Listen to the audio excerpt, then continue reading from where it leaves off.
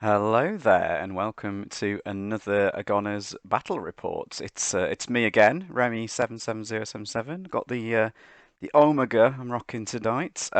So you'll get why that is, of course, if you get my name Remy. But yeah, bit of a fighting game reference for you out there. Yeah, so we're looking into another Ninth Age Essence of War battle report here. So let's get straight into it.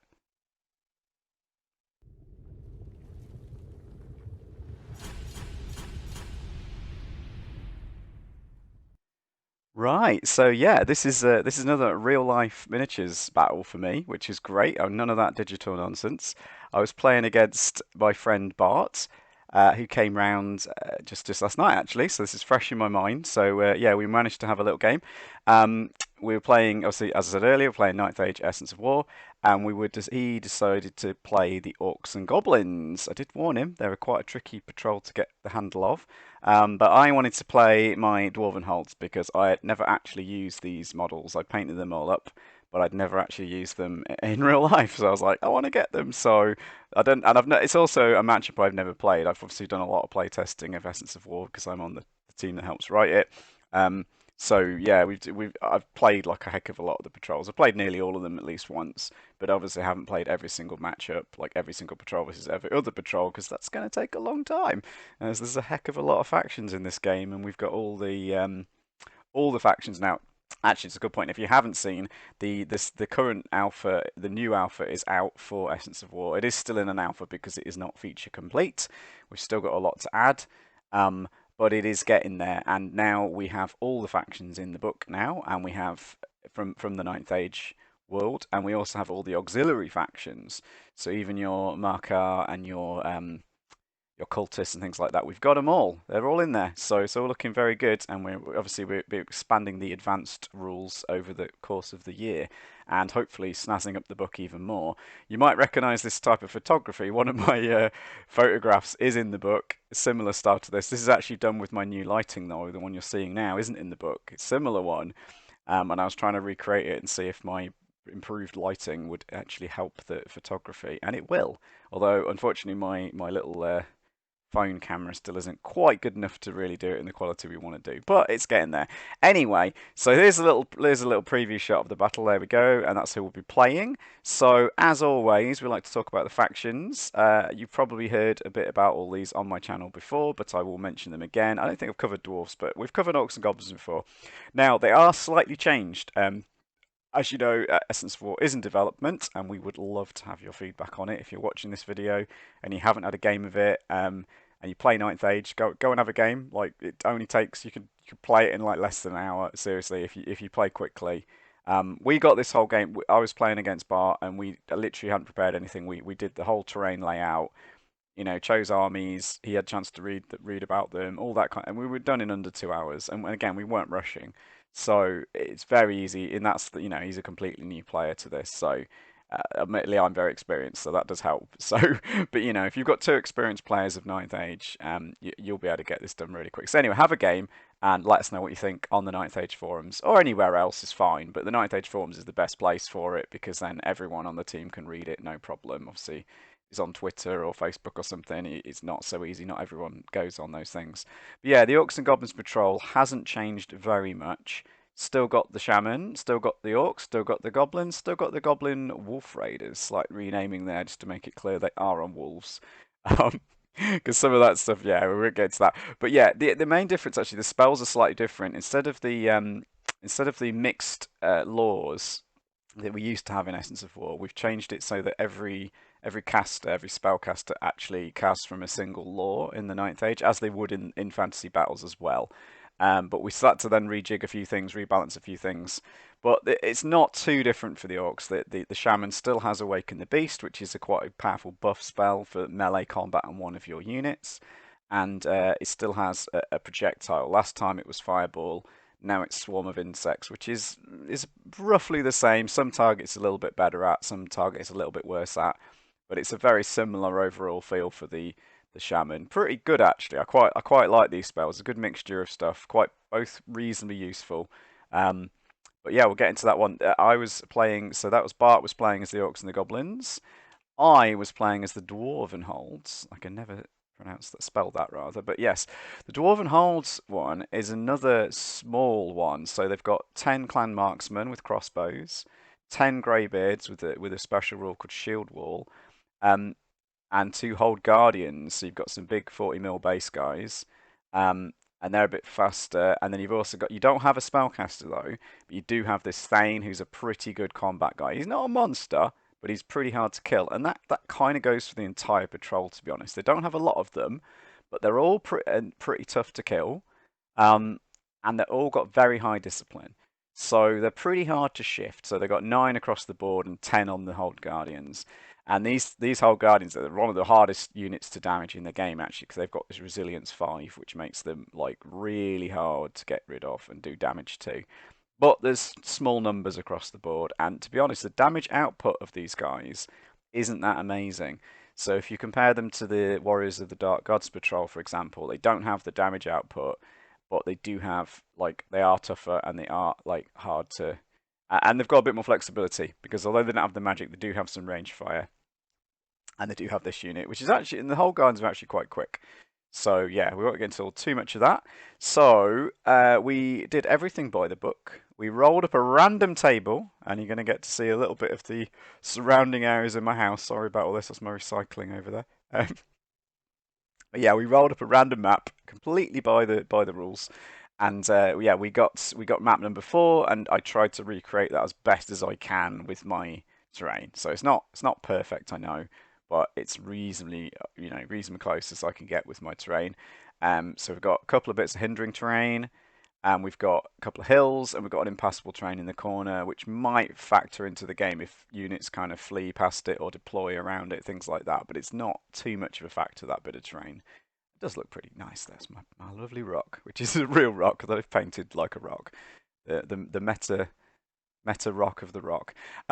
Yeah, so we had Bart has printed out for me and for him really, but he's given them to me. These beautiful Essence of War Flux cards.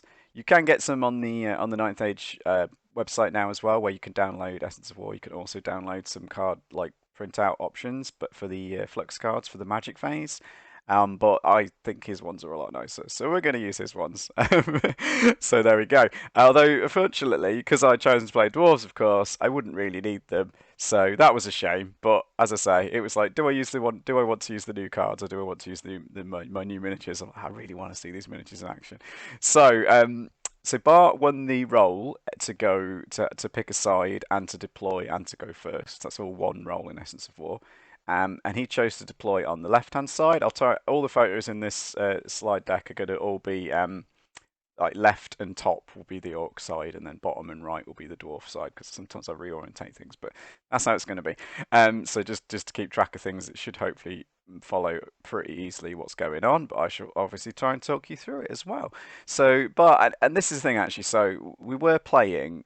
Bart's obviously quite a new player. I'm well, when it comes to Essence of War, I'm very experienced since I'm probably not the most experienced player out there. There's some people who played a lot more games than me in the playtesting, but obviously I've been involved since sort of day -1 actually, like before it was even called Essence of War. I was involved on the Quick Starter team, so yeah, I do really know the rules sort of inside and out, and I've got a very good feel of the patrols and how they work because some of them I've helped change or design.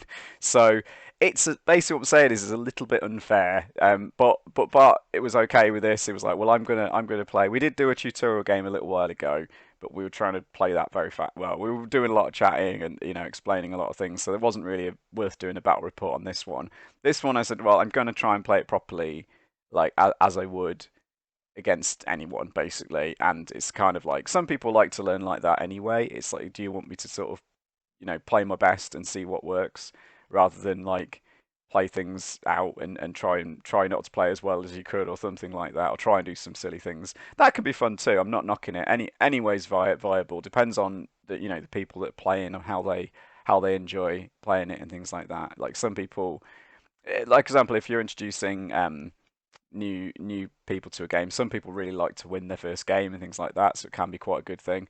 But Bart has really challenged himself here, as I say. So not only is he going up against a very experienced player with which I think one of the better patrols we have, we are sort of tracking the the performance of these patrols and things like that. And we may still have to change a little bit of them for like buffs and nerfs, things like that. But whereas the Orcs and Goblins one, although they're doing okay in all the playtesting, they are probably one of the most difficult ones to play with. And I did kind of try and clue him in onto why that is. So I did give him some tips, not for just for like a minute or so, just babbling. And he was like, "No, shut up now. I just want to read." So I did. So he does. So he had to do the deployment while last night I went away and had a break, had a cup of tea or something. He chose to deploy like this. I say the Orcs at the top here. We'll show you another shot of that like that from the side. Just getting carried away really because I really like these side shots of my models. Sorry about all the drinks and stuff in the bags and things in the corner, but never mind, spoiling the magic.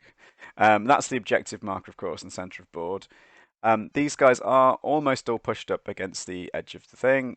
He's chosen to deploy, we'll see a better overhead shot in a minute, but he's chosen to deploy the goblins, excuse me, out on the far flank there, which is a little bit interesting. They can see all the way down to my deployment zone there. There's no terrain in the way though. The sort of edge of the board is a bit clear there. Gone for the wolf riders in the middle of the board. Gone for the shaman, obviously getting discipline bonuses around here, but not over to these goblins at the moment. And then the orcs on the hill, taking a commanding view of most of the battlefield, although again they're a little bit away from the objective. Now, I was a bit, I've talked about this one before in one of my other videos when I did the Warriors of the Dark Gods versus Orcs, and they did a similar thing. The problem with deploying one of your slow infantry blocks, like far sides, is that you're at least 2 movement away from that objective, and that's marching. Especially when you've got bows, you might want to not march, you might want to shoot them. It becomes more of a factor. So I'm always a bit cautious about this. I mean, I'm not saying you have to slam them all down the middle every single game, but you've got to be very careful about doing this. And we'll see this will become a factor in this game as well. That by putting them on the far reaches of the battlefield, as it were. I mean, they are pushed as far up as they can go. They're at least like if you deployed further back in the back corners, that would be a terrible idea. One of these big slow infantry blocks. But yeah, we'll see. I'll talk about a bit. So Bart did explain to me a bit after the battlefield what his kind of plan was going in. So we'll talk about that later when we see a bit more about how this battle unfolds. So there we go, just a lovely shot of the miniatures, looking nice. Brave wolf riders up the middle in open territory though. That was I was like, okay. And then I chose to counter deploy like this. Now I did a little bit of maths calculations before the game.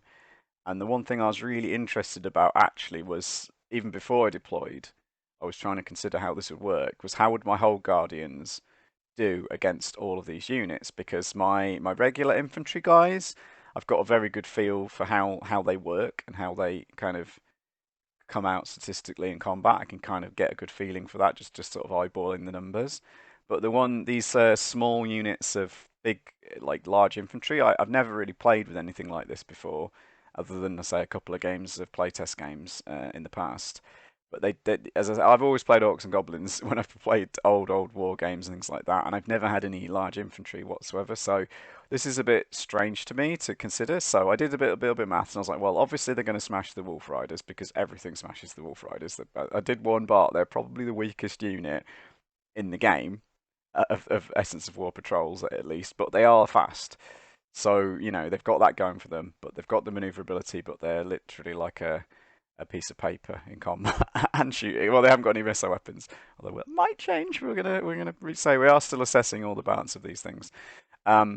But yeah, basically, I was very intrigued. So I was like, well, they're definitely going to smash up these. Didn't like their odds against the Orcs, right? So the problem is the Orcs get born to fight, so they get strength 4 in the first round of combat. And if they get buffed by the Awaken the Beast spell, they get up to strength 5. And that's actually a problem for these whole Guardians, because that's something that can really damage them.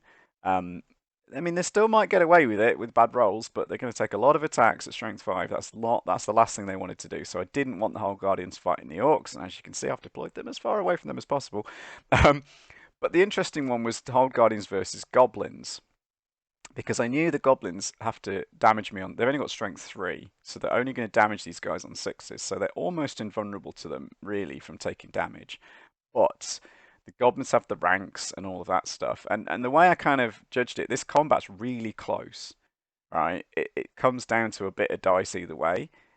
And if you've got it's one of those ones where who gets the charge actually becomes quite critical, at least in the first round of combat, because that charge bonus will swing it because it's so close on the maths of whether the whole guardians will win the combat or not. If it comes down to if the goblins charge them, the goblins more likely win, and if the whole guardians charge the goblins, the whole guardians more likely win.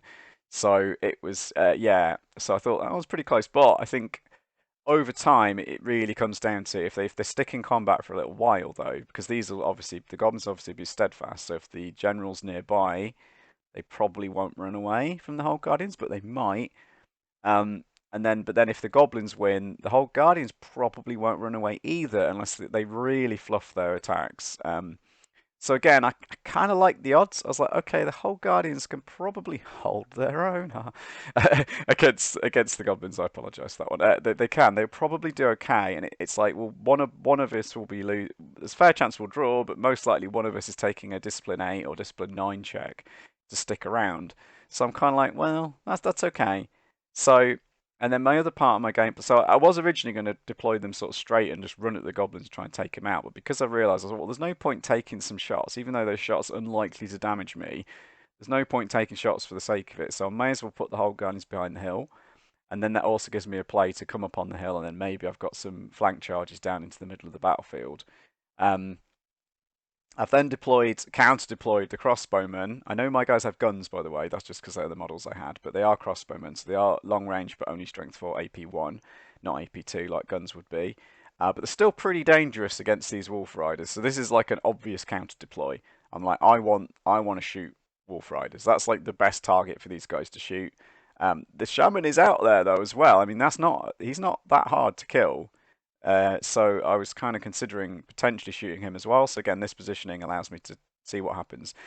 I did wonder what Bart would respond with that, because I was like, well, they could presumably march and get out of line of sight. There is a bunch of things those wolf riders could do to try and escape this range of shooting if they wanted to. The other part of my plan was to try and take on the orcs again. This was a problem unit actually. When I kind of did some maths, I was like, well, I can't really fight them head on. They will probably be, because of their ranks. Best case scenario, I'm gonna win the combat. But again, they're going to be steadfast. They're going to take discipline 8 check if the general's nearby. They're probably not running. And the longer that combat goes on, especially if they get buffed by Eric and the Beast, as I say, they will probably grind down and beat any of these units one on one. So they're a real threat to me. I'm not too worried. This is the thing with the Orc and Goblin Patrol. These two units, I'm like, well, unless the Goblins get lucky and beat the whole Guardians, I'm not too worried about anything. I just have to make sure I don't get charged in the flanks by these guys. And but yeah, the Orc unit, however, a real threat for me. So my kind of plan going in was to try and distract them with the Thane. I've used him like this. You can probably see him down here, hopefully. I've used him in the past as a kind of flanking force, because he's actually not that slow with his March 9 that when they march, and he can pivot anywhere. He can do some pretty tricksy maneuvers and try and run down the side of units. Um, You'll see me try and do this in this battle, but it doesn't work out too well for me. But yeah, the plan was to try and get him run him down the side, get some flank charges. And I thought, well, if I can get him in the flank of the orcs, maybe, or at least waste the orcs' time. I don't want the orcs to just slam forward and try and smash me up, right? I don't I don't want to and I don't want to engage them any faster than I actually need to. Um, Talking to Bart, by the way, I will describe his plan now. I've got this overhead view. His original plan was to try and move forward with the right wolf riders to get onto the wolf raiders, even to get onto the objective area. Try and basically goad me into attacking them, and then he'd hope to get some counter charges with either the goblins or the orcs coming in from the sides. We'll see. So yeah, but honestly, it's really good for a new player already. He's obviously going in with a game plan, which is battle. Thing number one is to have a game plan. Even if it's a bad game plan, maybe it's not going to work out. But don't just like chuck your guys on the board and just like let's roll some dice. I mean, you can do that if you want to, but it's much better if you try and think tactically about the games. Think of a strategy. And he has thought up once. It's good play already from Bart there. So yeah, but as I say, I had the slight advantage. I do think maybe as a handicapping thing, some of the patrols are definitely harder to play with than others, and I would say Orcs and Goblins is probably the hardest one I've played with, the most difficult rather to achieve good results with. They are all pretty well balanced. If you actually play well, I think all the patrols have an equal chance to win pretty much. But obviously, there's certain matchups where some patrols are definitely slightly advantaged over others. But overall, if you kind of average it out, they are pretty well balanced at the moment. But again, we'll always try and improve that as we can. Um, but yeah, so the Orcs and Goblins though they are one of the harder ones to play with, and obviously deploying first is also a trickier thing to do. So looking back, I think as a kind of almost like a handicapping thing, if you are playing against a new player and you're very experienced like I am, I probably ought to always deploy first to give the other person a bit more chance to think about things, because it's very easy to make a mistake if you deploy first and not kind of realize what you've done until it's too late. Whereas deploying second, you always get that chance to look at the board and think about things. And obviously, having the last turn, as we've talked about in the past, is very, very useful in an objective based game. So I definitely think it is overall a slight advantage. Although, terrain wise, we have changed up these map packs, right? Again, there's lots of ways of generating a map in Essence of War. You can just put down what you want, that's totally fine. You can do some random, we've got some rules in the book now to just do a completely random map generation thing. And we've also got a bunch of example maps. And all the example maps are like this, they are slightly slanted in the favour of one side or the other. Bart chose to deploy on this side, and I think there's a couple of things here. I would have chosen Orcs and Goblins, I actually would have chosen this flank. Um, Basically, the important thing is whenever I play Orcs and Goblins, I always try and figure out what am I going to do with the Wolf Riders, because I don't want to get them shot at and I don't want to get them charged. Like they have to, what I want to be able to do with them is hang around with them, be annoying with them, causing a flanking threat, but not actually engage with them until the last moment, unless they sit pounce on a good opportunity to come in a flank or a rear and do that's because that's the only real way they are effective is to get into the flank or the rear. The other way they can be effective though is to if you can draw off any enemy unit, because they are honestly they trade. You were happy to trade that unit with any other unit in the opponent's army.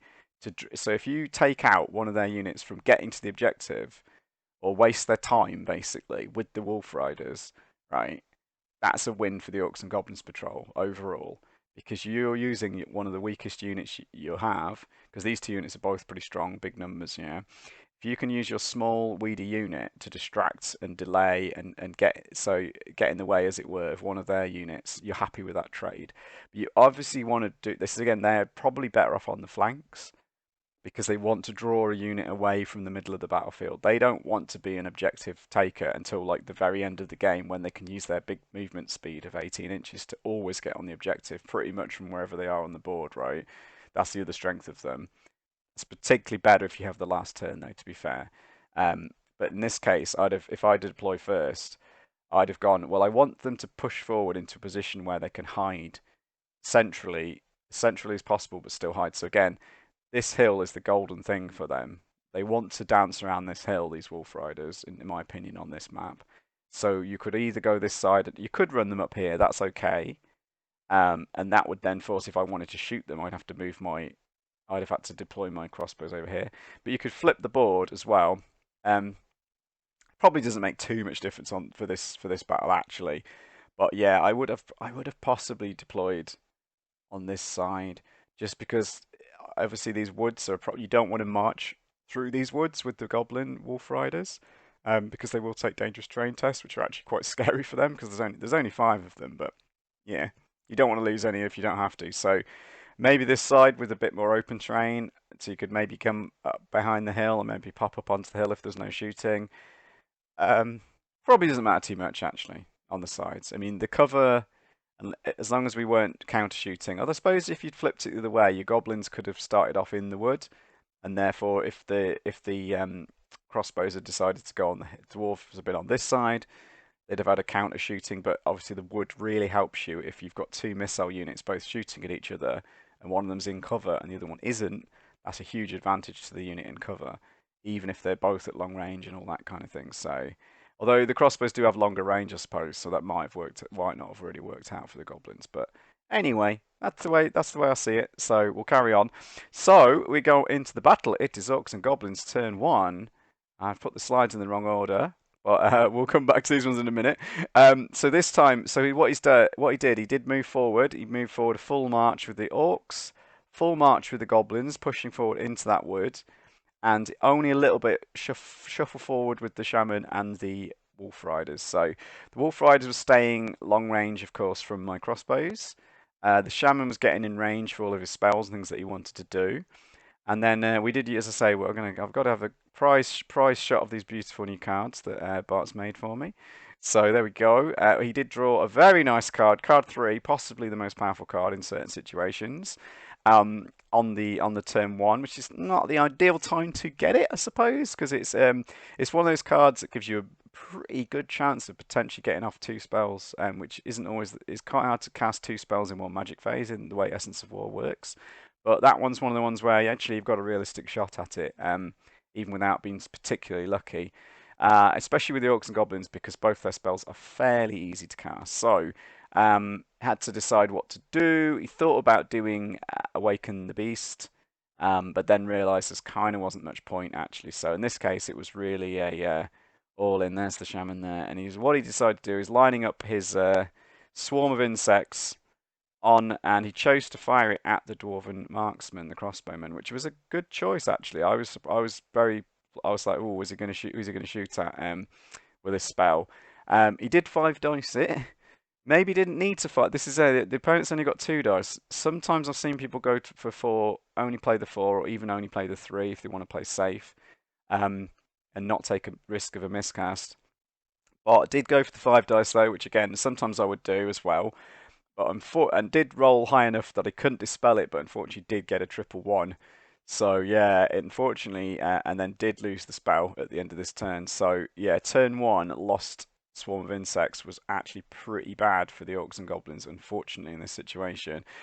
Did kill one Clansman though. There we go. There's the little death icon, so you can see the Shaman sending the swarm of insects down there. Did kill one, which is probably around average. Maybe should have killed one or two. So that was still nothing. Not it's useful. It's damage. It always helps. Oh yeah, the colours are changing a little bit because I was doing very quick snaps as we went along, and I've not done any kind of colour correction things, but it is still on the same board. Let me assure you. So that was Orc and Goblin turn one. So in the Dwarven holds turn one. This is where, in retrospect, I think I'd surprised Bart a little bit because the only unit I moved was the Hold Guardians. Everyone else, I moved up with the Thane a little bit. I'll show you an overview here. Yeah.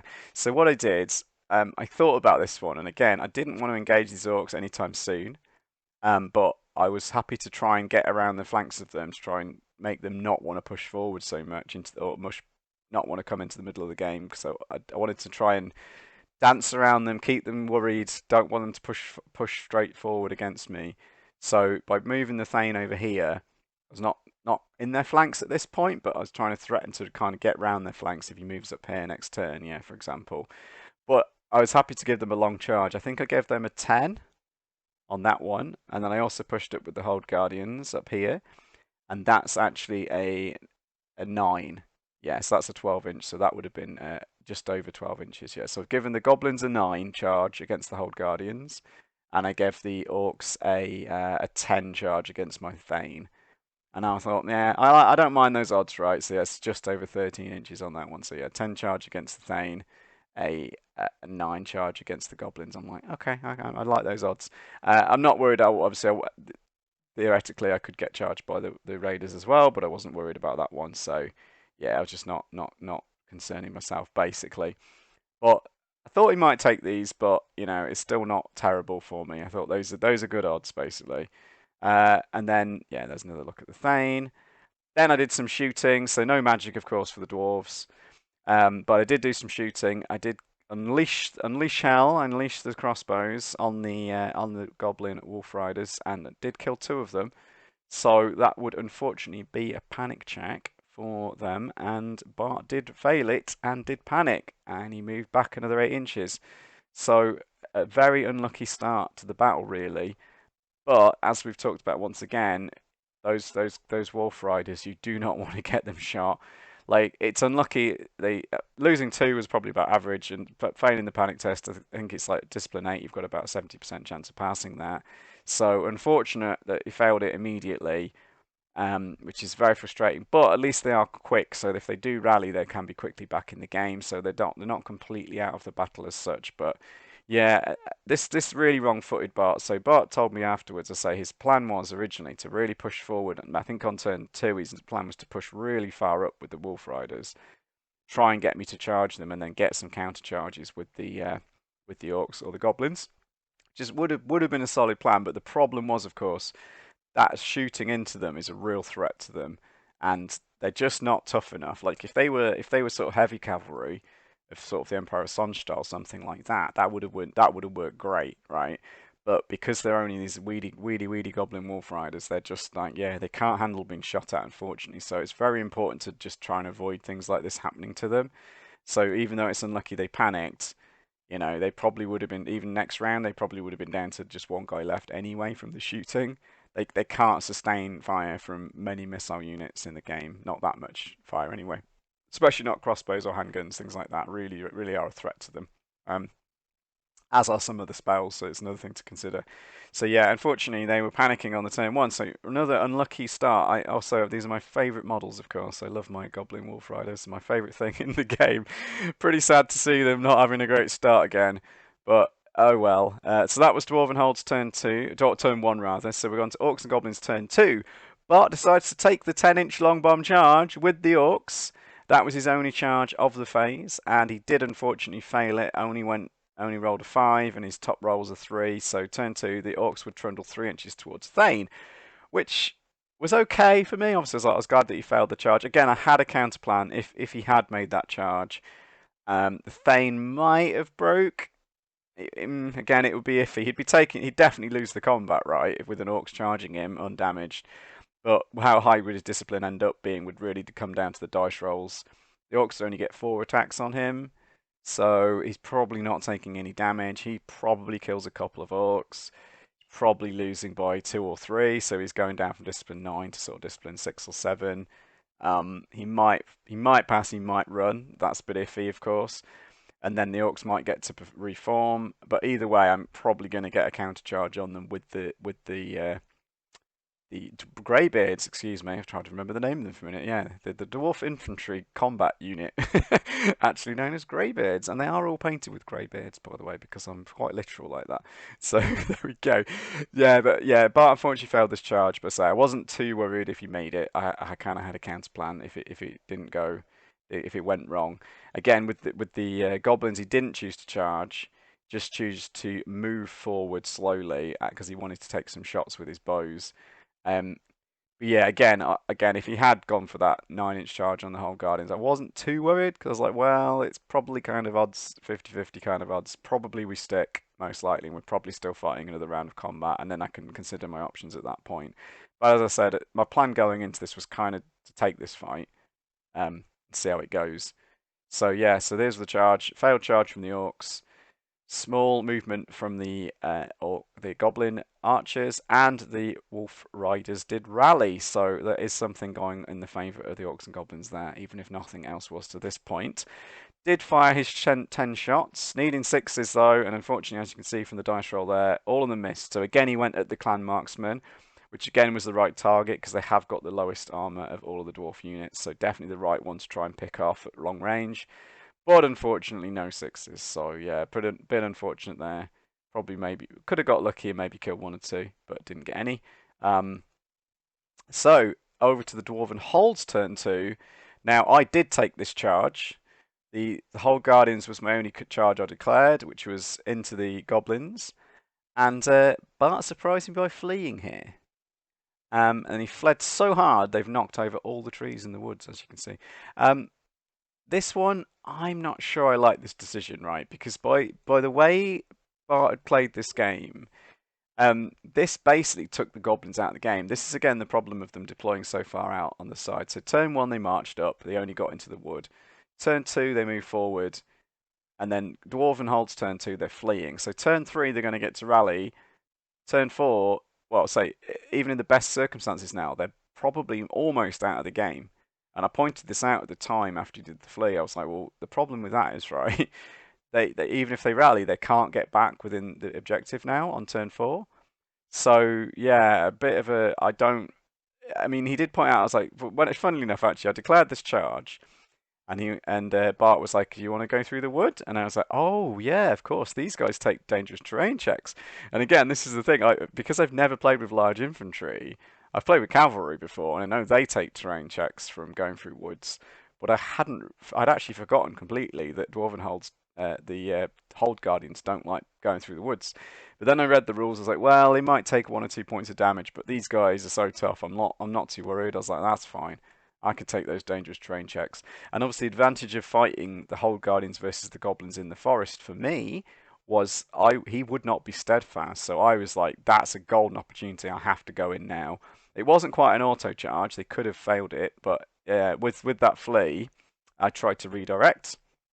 And very fortunately for me, this shaman was actually in a potential charge range. It was 17, so it was a double sixes I needed. But the fact they were in that 17, I hadn't planned this at all, but the fact they just got within potential charge meant they could redirect validly into him.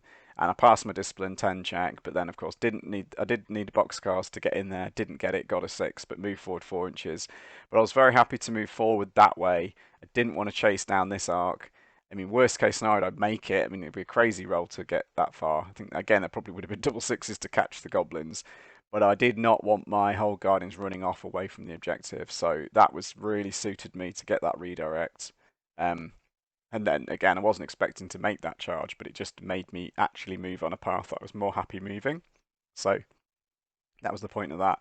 But once again, though, there's some weird parallels. If you remember my last battle report of Orcs and Goblins versus Warriors of the Dark Gods, two things happened in that game. One, the two main things: the Goblin Raiders panicked, got shot and panicked on turn 1. Same thing happened here, and then on turn 2, the Goblins fled. Same thing happened here. And I think in both cases it was a mistake, unfortunately, from the Orc and Goblin side. Sometimes you've got to let your Goblins have a fight, right? And say if they'd held that combat, and my whole guards had made it in, and they didn't run in the first turn, probably could have had a flank charge, possibly from the raiders, or even the shaman. Unfortunately, is facing this direction, so wouldn't have been able to charge into where the whole guards would have been fighting these goblins in the middle of the wood. But there was all kinds of possibilities, and even worst case scenario, even if the whole guardians do smash the goblins, right?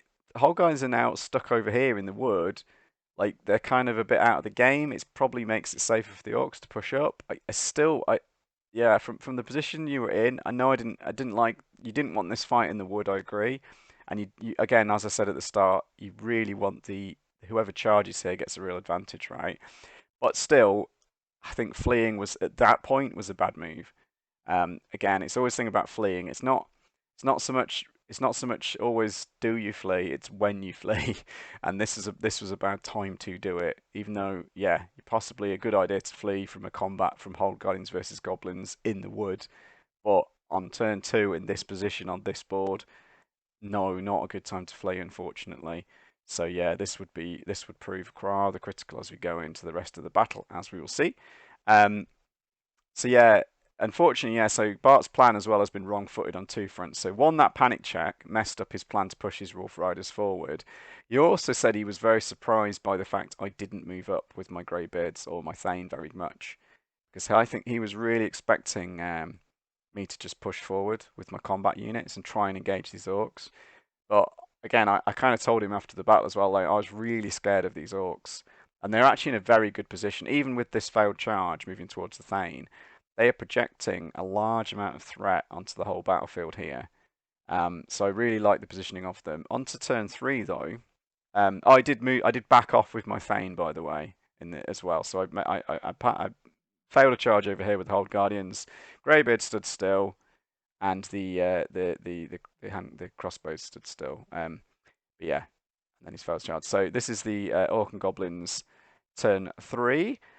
The arrow marker there is just showing the 6 inches radius from the objective, so that's not anything movement there.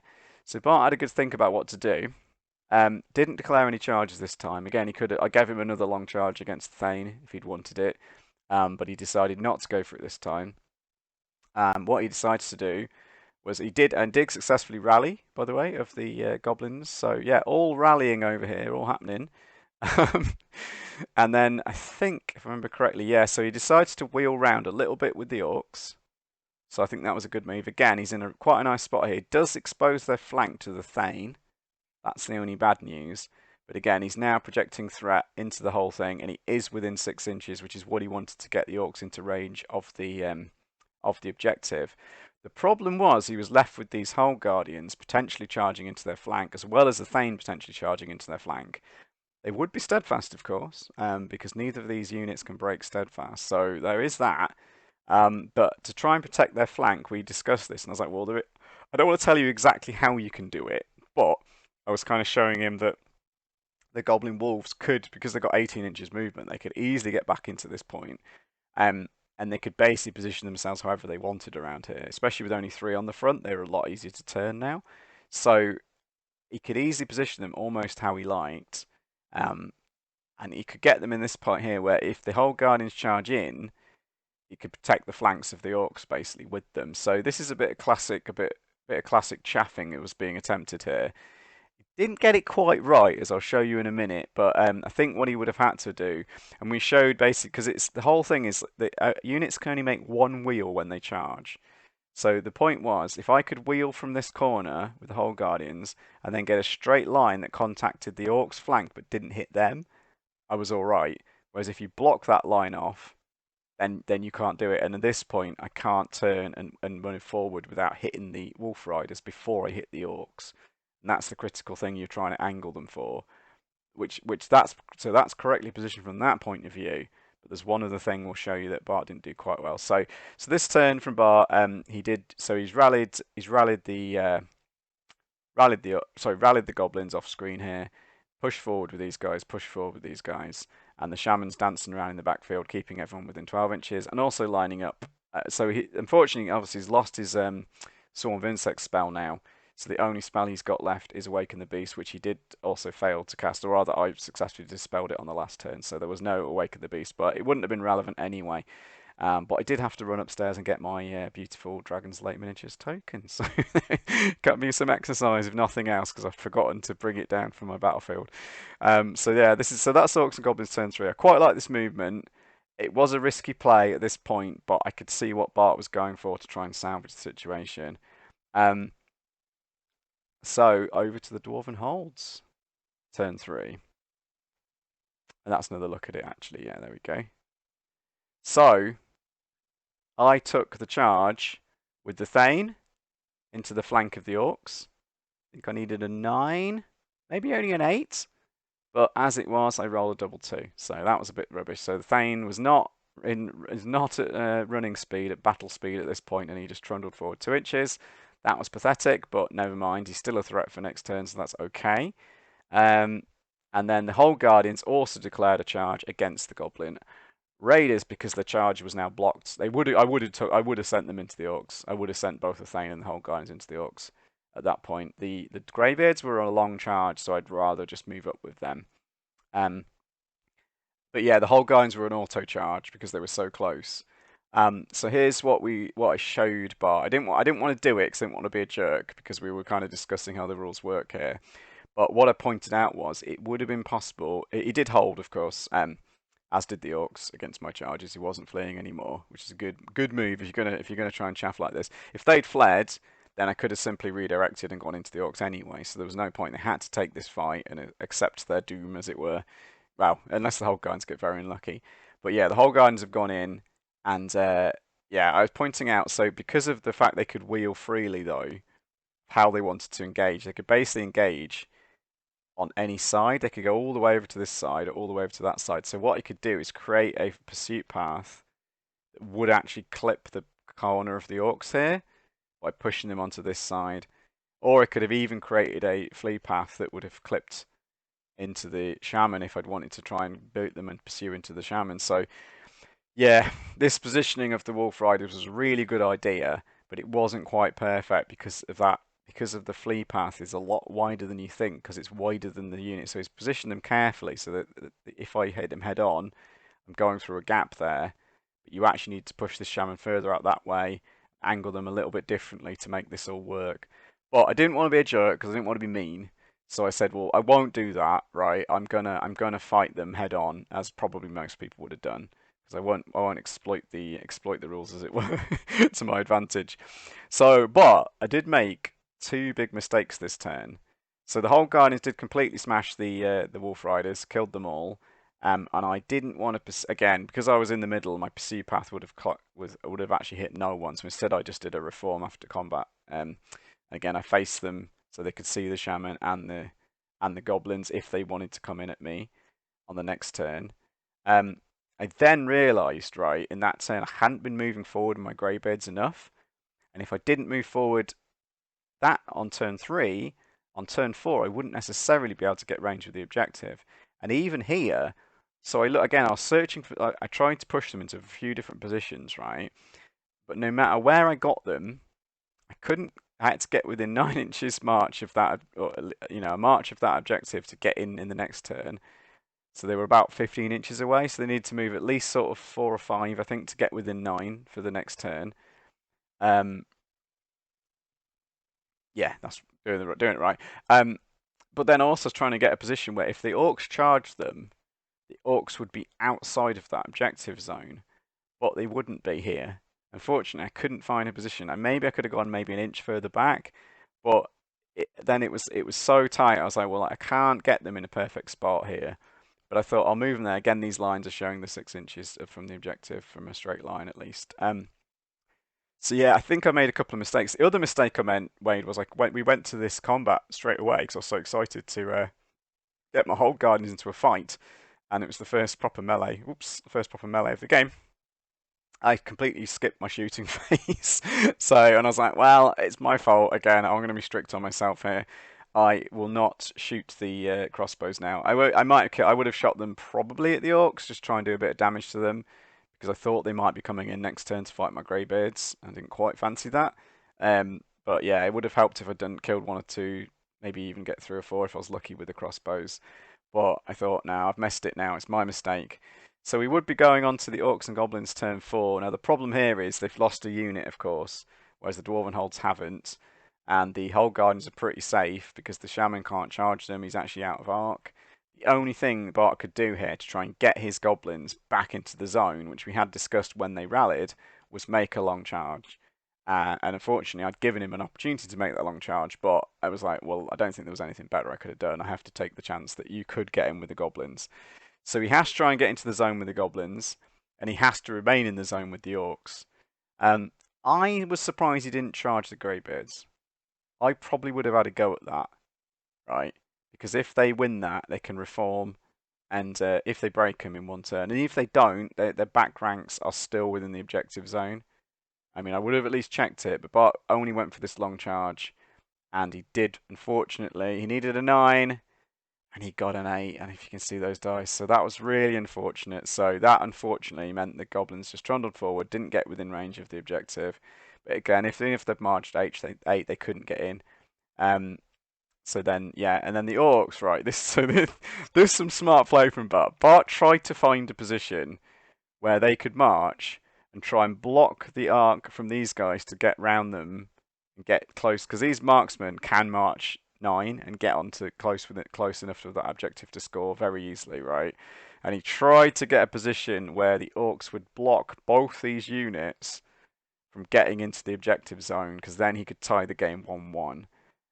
But the more we looked at it, he kind of looked like he could do it, and then we were like, hang on a minute, I think you've moved him a bit too far there. And we measured it back and kind of got a movement tray out to try and get it precision, and we're like, no, I don't think there's any way. Like, they just couldn't push forward enough. They needed about another 2 inch movement or something, and then they could have swung back round maybe and actually started to cause problems for the marksman to get in. But realistically, the marksman had so much range of movement to even go up on the hill and come back down. But then they wouldn't quite clip the range. So it was all very, very tight. But we didn't think he could do it in the end. But he tried his best to get in the most annoying spot he could. But unfortunately, he was like, well, I accept the flank charge. But the game, unfortunately, is pretty much lost at this point, because all I have to do on the last turn is move up with the marksman and score it 2-0. And I say, this was a shame, because right from deployment and things like that, I kind of thought, I think I've got this game in the bag. Like even no matter what the dice say, I think because of the deployment of the Orcs and Goblins and the way I'd counter deployed it, I thought it's very, very hard for me to lose this game because this kind of played out more or less. Obviously, I got quite lucky in some areas, but this was already playing out more or less how I wanted it to. But obviously, so even though you could argue the game was kind of ended here, we were going to play out the last turn just for fun, right? So did make a load of charges. Oh, he shifted over the shaman as well, just for fun. So I thought, well, I'll charge the shaman because why not? Because I could charge him and win that and still stay within 6 inches of the zone. Again, the shaman probably should have just gone somewhere over here or something. And yeah, but again, it didn't really matter. Bart was just kind of messing about, like trying to do the best he could, but there was not really any options. Did manage to successfully get Awaken the Beast on these Orcs, though, so they do have Strength 5 this turn, which is a little bit scary.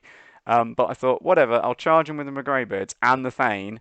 The Greybeards, I think, were auto in, yeah, from there. The Thane needed like a 5 or something, or a 6. He did make it. No, yeah, he needed a 6, and he did make it this time. So he's up to ramming speed. Combat speed is achieved for the Thane.